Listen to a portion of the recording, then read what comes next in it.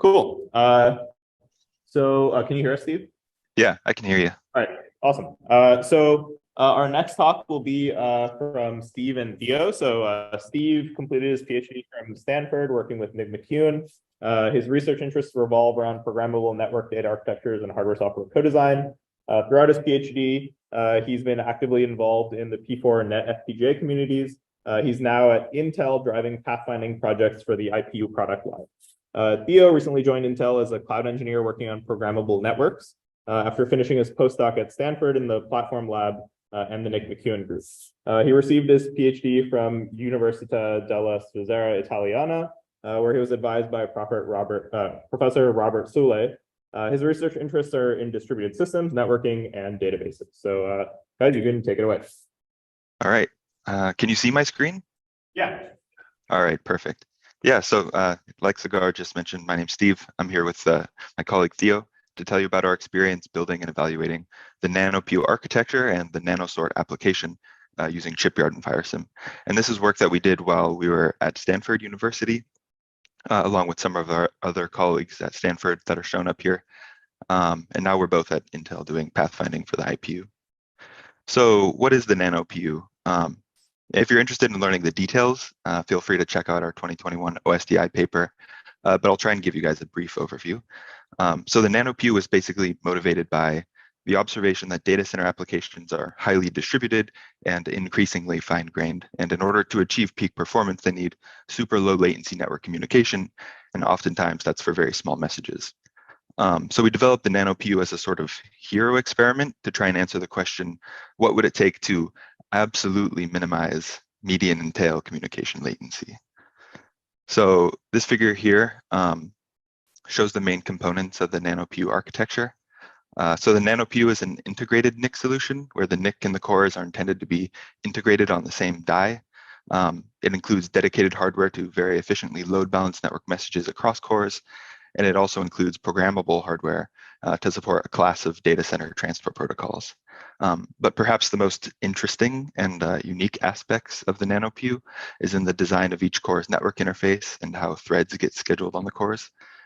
So traditionally, the NIC will DMA network data into host memory or the last level cache, and then applications will process that network data using load and store instructions.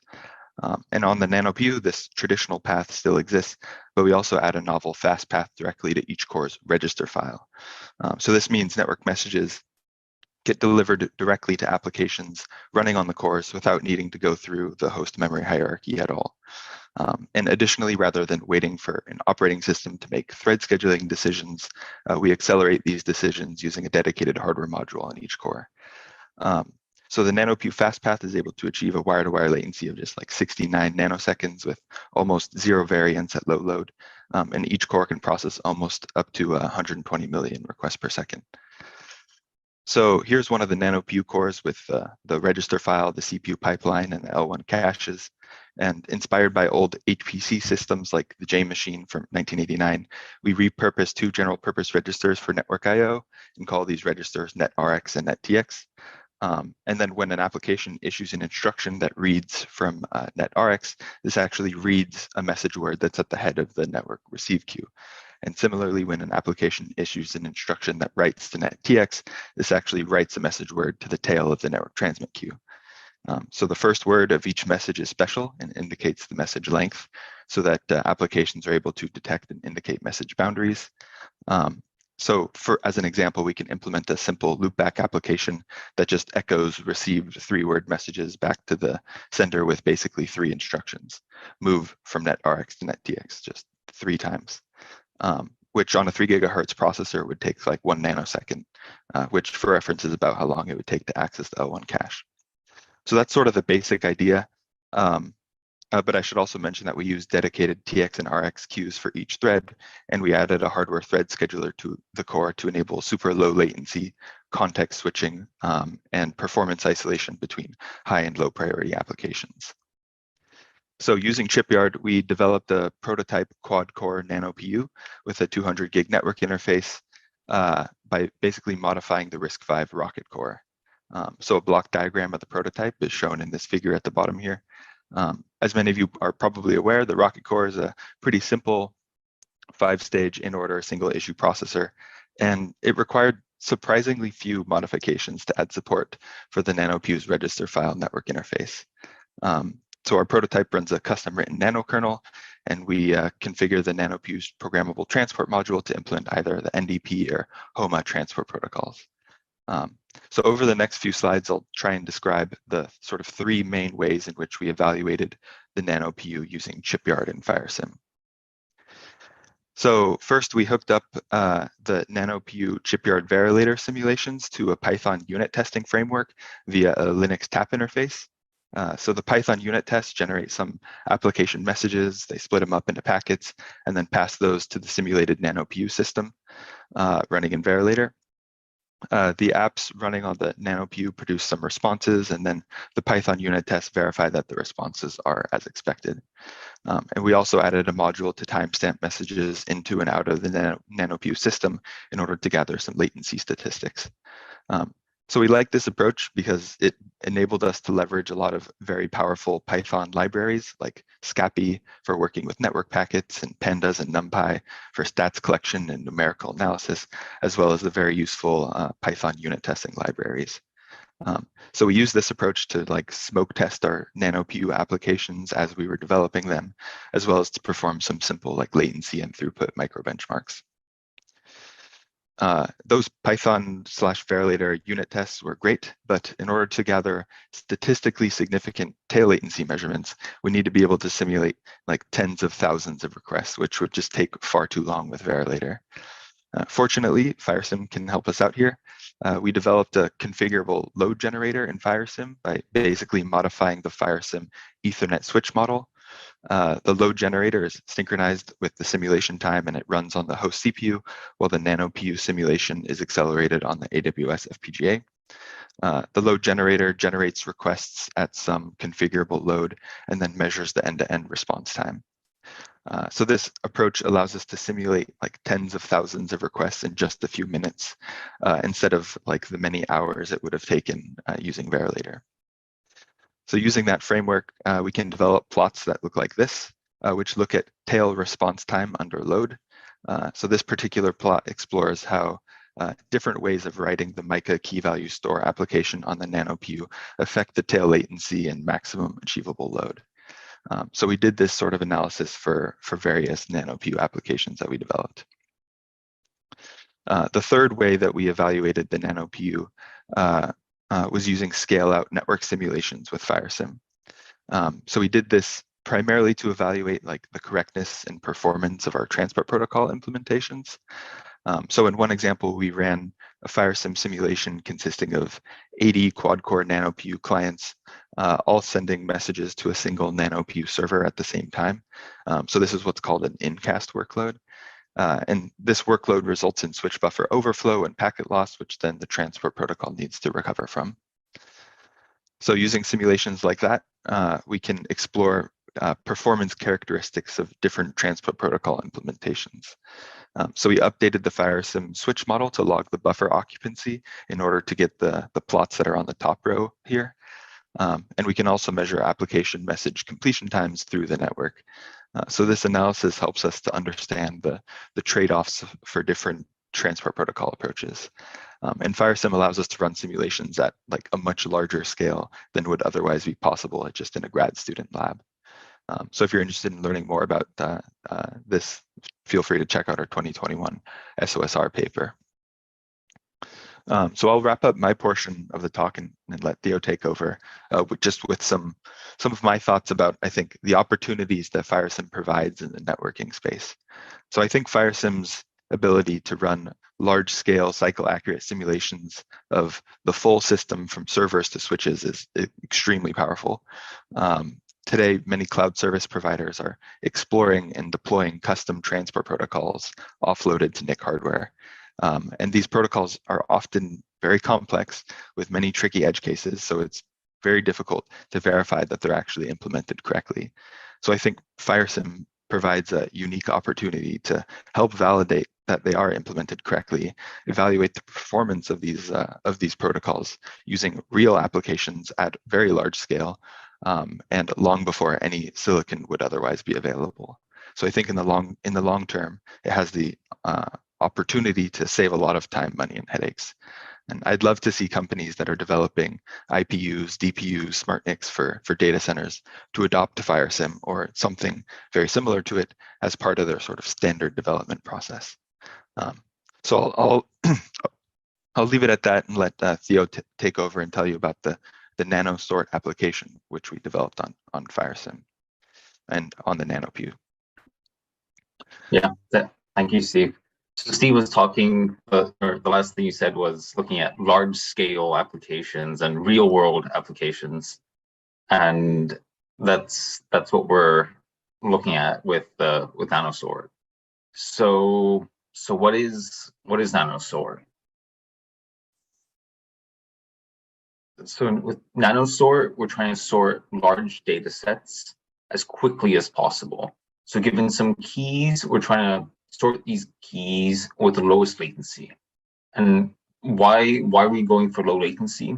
So some applications are concerned about throughput when they're sorting values, but we're focusing on some applications that are interactive and have strict latency deadlines.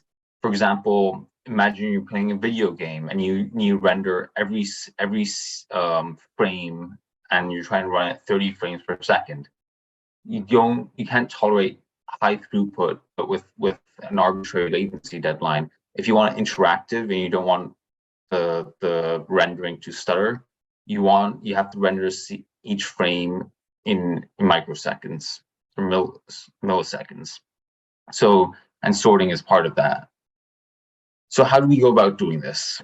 We came up with a new algorithm that leverages the nanoPU's low latency networking stack to enable large scale out. So we want a massive number of cores all communicating together to sort some values as quickly as possible to help applications run faster. And by faster, we're talking about latency here, not throughput. So just to give you an example of what we're targeting here, we're looking at this sorting benchmark called the gray sort benchmark. And most of the top entries here are focused on throughput. But there's one that's nanoSort, which sorting as quickly as possible. And nanoSort was able to sort 1 million keys in 1 millisecond. So we asked ourselves, can we beat that? How do we go beyond 1 millisecond? What if we just scale out and use thousands of cores in a flash? And would we be able to sort 1 million keys maybe in the order of microseconds? So to understand this, we looked at how quickly we could sort some values on a single nanoPU core.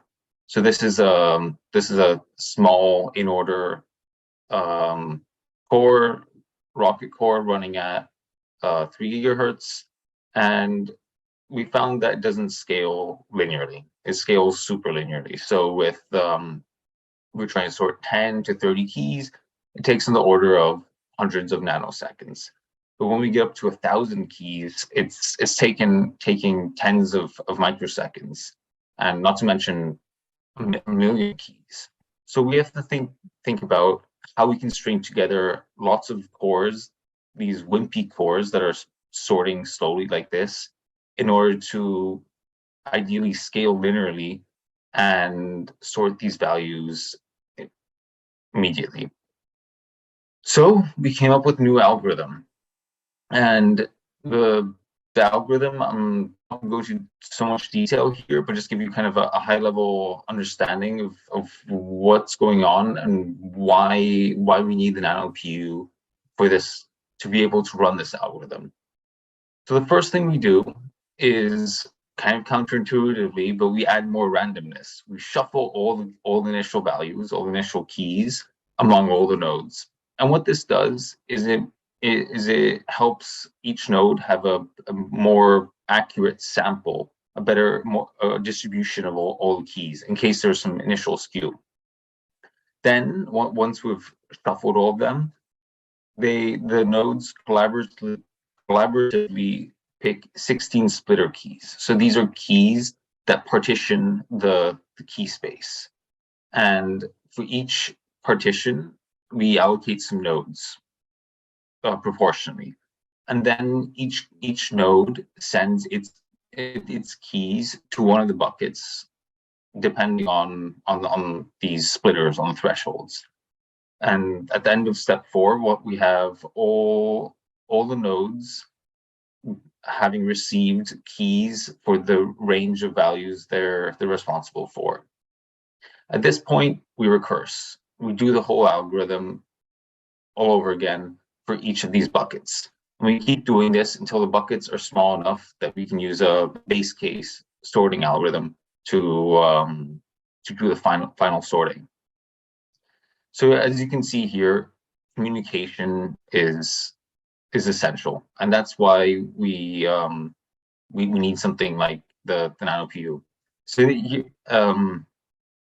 the way we implemented it is the C program running on the nanoPU, and this C program, most of it is just standard C using some sorting libraries.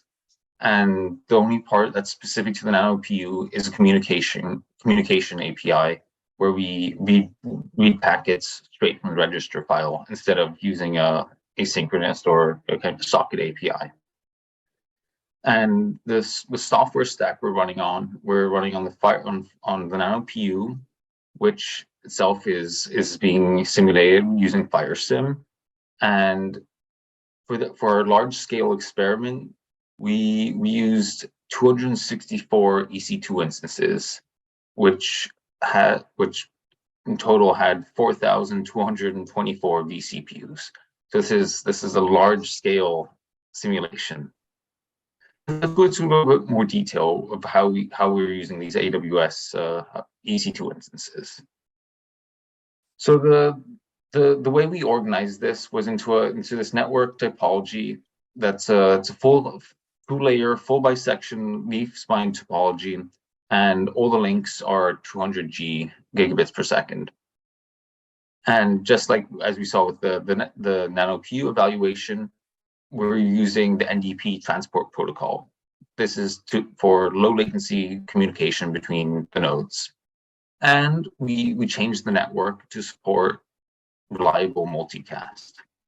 So here we can see a small diagram of the network. We've got 64 spine switches, which are connected to 256 leaf switches, which means that each spine switch has 256 downlinks, and each leaf switch has 64 uplinks. Then connected to each of these leaf switches, we have 64 nanoPUs. So there's 64 uplinks and 64 downlinks. And so it's 256 leaf switches times 64. So we've got 16,000 nanoPUs. And since each nanoPU has 4 cores, we've got over 65,000 cores. This is a large scale simulation, and it was tricky to get this running, because initially we're using F1 instances, so we had to reconsider that. It got pretty expensive, and our EC2 bill was getting pretty big, so we had to come up with a solution. And what we found is that when the nanoSort by design is very fast. We can sort 1 million keys in 60, 70 microseconds. So the simulation runs pretty quickly, even in software. So when we're using F1 instances, we found that most of the time was spent not running the simulation, but booting the F1 instance, copying all the files over, flashing the FPGA, and there's just this high overhead. It would take almost, I think it was taking 30 or 40 minutes, but most of that time was just for setting it up. and that's what we're paying for. We're paying for basically what you'd use on a compute instance. So instead, we switched to C4 or actually C5 instances, which don't have any FPGAs, and we run everything in Verilator. And this required changing FireSim, because FireSim doesn't support Verilator for when you're running these simulations. So we made some changes there, which hopefully we can upstream. So it's a way of running short simulations in Verilator instead of using FPGA. And we made a few other changes. So we've got there's a software switch that Verilator uses to connect all the nodes. We added multicast support to this, but specifically reliable multicast support. So the nodes can communicate with each other using multicast groups. And if a packet is lost, the switch caches all the packets so it can handle retransmissions. So if there's a NAC, then the switch can intercept that NAC and respond with the data packet. And yeah, I mentioned that there are NACs. There are also ACK packets, and to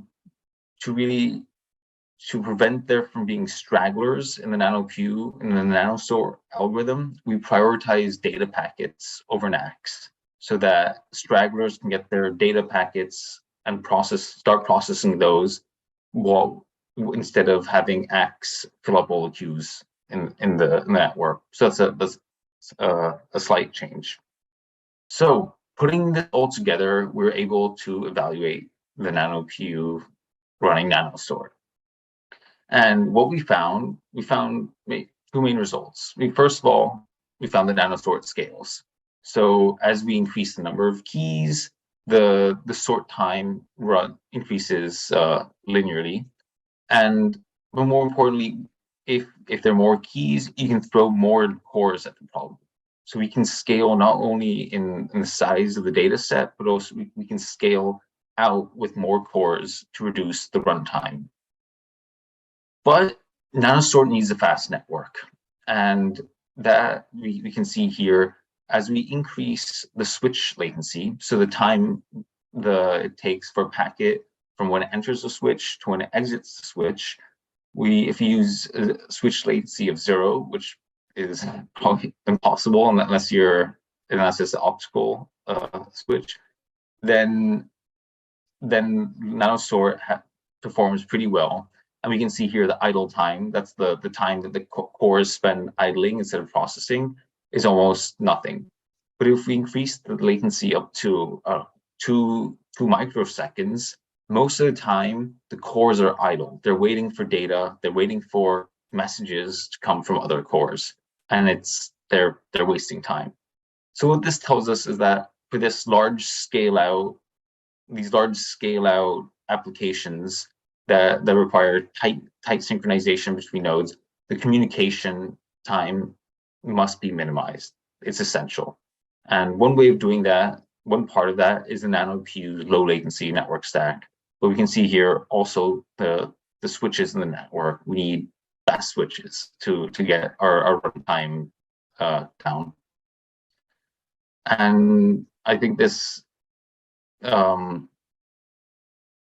is a good example of how FireSim can be used to test real world or realistic applications and at large scale using tens of thousands of cores. Okay, I think that does anybody have any questions about the nanoPU or about nanosort?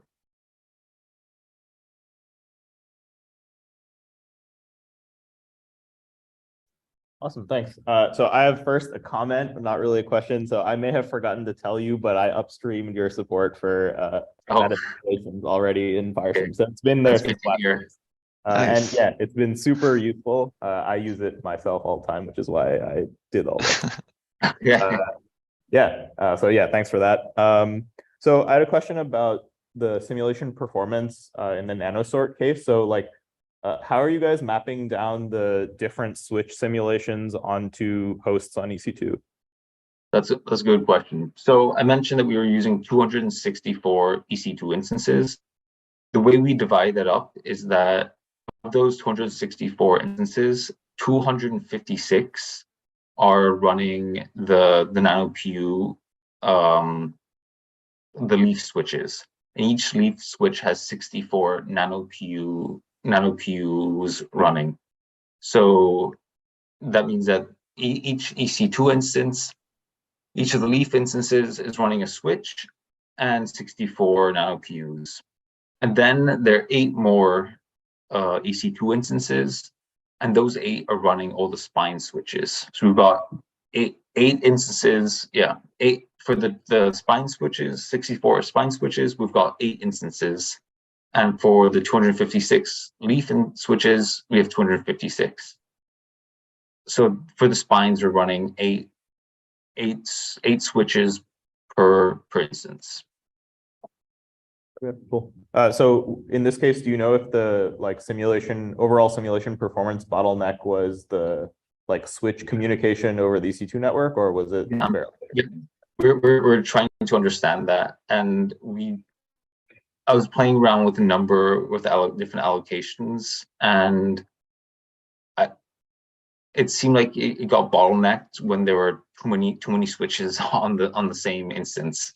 That using one instance was too little, and 8 seemed right. So, so it's hard it's expensive to experiment with this on EC2 at this scale. Yeah. So it would have been nice to try all combinations, but the simulation takes about an hour. So doing parameter sweep takes a lot of time, a lot of money.